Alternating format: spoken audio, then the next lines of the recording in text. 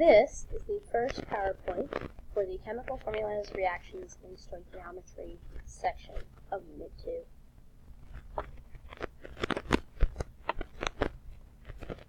In this section, we will be covering what a mole is, how to calculate molar mass, as well as a variety of molar conversions.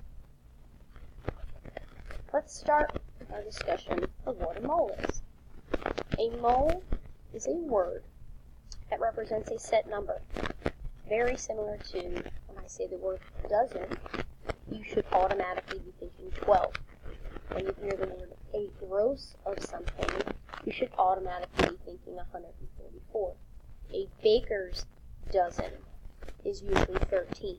So these are all different words that represent numbers. A mole is a very large number. It is equal to 6.02 times 10 to the 23rd particles. There are a variety of different particles that we are going to be discussing. Ionic compounds have the particle formula unit. Covalent compounds have the particle molecules, and if it's just an element, the particle is an atom. Officially, a mole is defined as the number of carbon atoms in exactly 12 grams of carbon-12. In addition to being called a mole, this number is also known as Avogadro's number.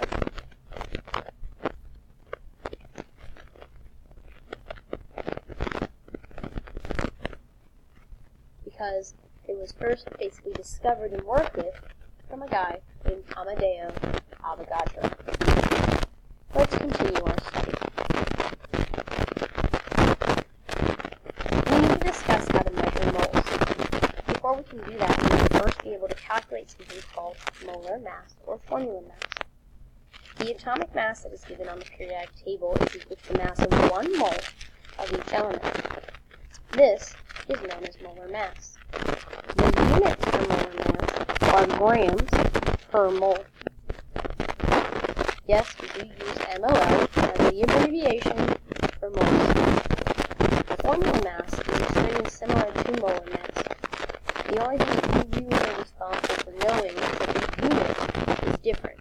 Calculations are done the same, but instead, if you're asked to calculate formula mass, the unit is an atomic mass unit, often abbreviated AMU. Basically, what you're going to do when you find the molar mass of something is you're going to have to find all the elements on the periodic table and then add those masses together. So we're going to do this first example. Please get out a periodic table if you do not currently have one. In this formula, CaCO3, we have 1 calcium, 1 carbon, and 3 oxygens. So for calcium, it has a mass of 40, and because there's 1, I multiply by 1. Carbon has a mass of 12. Since there's 1, I multiply that by 1. And oxygen has a mass of 16, but because of its subscript, I'm going to multiply this by 3. You go through, you do the math, and you should end up getting right around 100 grams per mole. You'll notice that I rounded the masses from the periodic table, and you may do that as well. At this point, please pause the video and use your periodic table to find the molar masses of the 3 compounds right here. I have added in the answers for these 3 practice problems. You take the mass times the subscript. You'll notice that I added some arrows in when there was a parenthesis. You have to make sure that you distribute that number to both elements that are in that parenthesis. So we have 6 oxygens because of the 3 times 2, and 2 nitrogens because of the 1 times 2. We do the same thing on the third example as well. You're going to need to be able to calculate molar mass to do some of the dimensional analysis math that we'll be discussing next. We're going to run through molar calculations. We're going to talk about what is known as the mole map or the mole roadmap. I think this is going to end up being a fairly helpful diagram for you. Let's add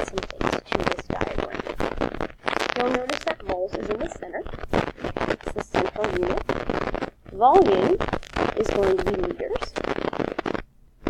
If we're talking particles, it's going to be one of three things: atoms, molecules,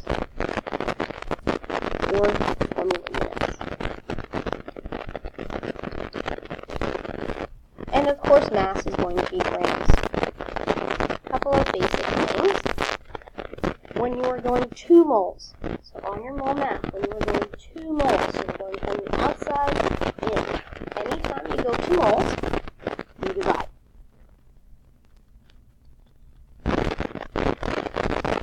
Anytime you're going from moles, because it's the opposite, you multiply.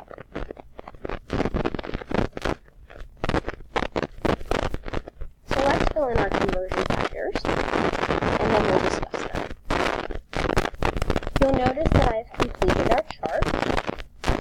The conversion factor that we will be using in particles is the 6.02 times 10 to the 23rd.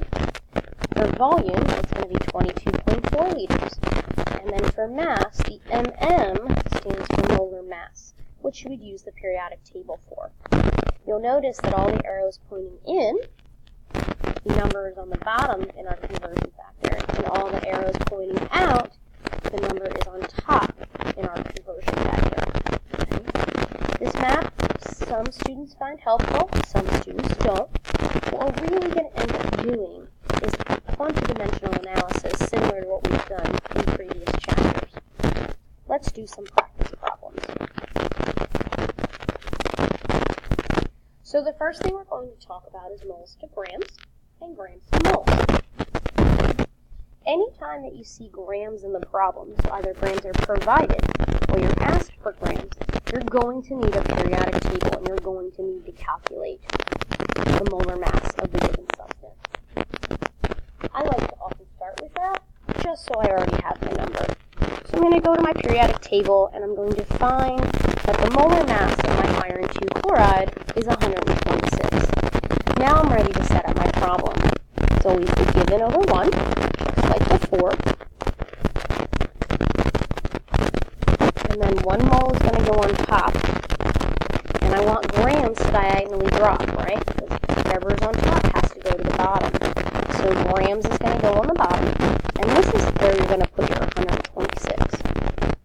And then because you have something on top and something on the bottom, you're going to round for the proper number of significant figures, and you should get right around 0.360 moles. Going the other way, now we're asked for grams, and we're provided with moles. So again, we're going to put our given over 1. And now this time I need to get rid of my moles, so my 1 mole is going to go on the bottom in my conversion factor, and the molar mass of water, which is 18, is going to go on top. This time, since those numbers are on top, we're going to multiply and round for sig figs, and you end up getting right around 150 grams for your answer. If the problem doesn't say the word grams in it at all, you don't need the molar mass, and it doesn't really matter what the substance is. Like in this first practice problem for particles, I could have said, how many moles are in 5.42 times 10 to the 22nd atoms of blue goo? And it would be solved the same way. So now, we're in the particle section of our mole math. We're going to be using the constant 6.02 times 10 to the 23rd. So when I solve this problem, my given, again, goes over 1.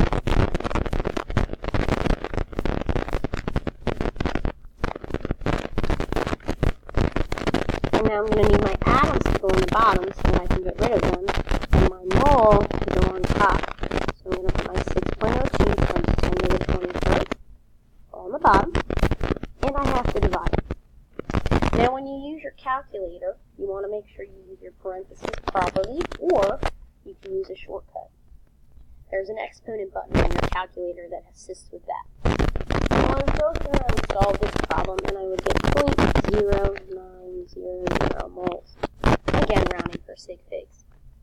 For the next one, I'm going to do a very similar process, but this time I'm starting with moles. So I have my 9.21 moles on top, again, diagonal drop, right? I got to get rid of moles, so this time moles is going to go on the bottom, because top to bottom, right? Numerator to denominator. And then my 6.02 times 10 to the 23rd is going to go on top. This time I'm going to multiply, and I should get 5.54 times 10 to the 24th. So you're either multiplying or dividing. What number you multiply or divide by changes, depending upon what the question is asking. Now, moles to liters. Okay, now we're in the volume section of our mole map. And we know that for the volume section, 1 mole equals 22.4 liters. Please pause the video and try both of these problems. I have posted the answers for both of these. For the first one, you are given moles to start, so moles should go on the bottom in your conversion factor, and the constant of 22.4 goes on top, and you would multiply. For the second one, you are given liters, so in my conversion factor, liters has to go on the bottom, and because I have a number on top and a number on the bottom, I divide. Okay, so once again, you're either multiplying or dividing, depending upon what the question is asking. Now, you can also have problems where the word mole is missing. Every problem we've done so far has said moles of this or how many moles of this. There are problems where that word is missing.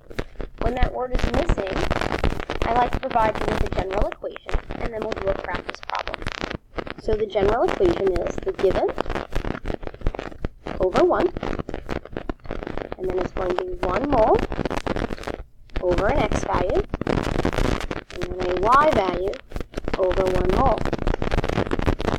I find that for the multi-step problems, that mole math is the most helpful usually. X and y can be either the molar mass, 22.4 liters, or our 6.02 times 10 to the 23rd. It all depends on the practice problem. So let's go ahead and do this problem together. It says how many grams of NH3 are in so many molecules. Because of the word grams, I know I need the molar mass, so I'm going to find that. 14 for N plus 1 times 3 for H gives me 17. So now I'm ready to solve my problem. My given is my 5.66 times 10 to the 24th over 1. So using my mole map, I know I have to first go to moles. So it's going to be 1 mole, and I'm going to be using my 6.02 times 10 to the 23rd here. Now that I'm at moles, I can go from moles to my molar mass, or to my mass in my compound using molar mass. So I'm going to plug in my 17 grams here, and I'm going to put 1 mole on the bottom. And you would multiply and divide to get the answer of 168 grams. Once again, please pause the video and try the bottom practice problem. This problem provided me with grams, so I know I need the molar mass of water. So I found that was 18. And then I can use my mole math and my general equation, taking my given over 1 mole over that molar mass, right? Grams is on top, so it has to go to the bottom. And then since I want liters, the 22.4 liters is going to go on top. Okay? And then I would, again, just multiply and divide and solve. The next slide has some additional practice for you to try. So here are the additional practice problems.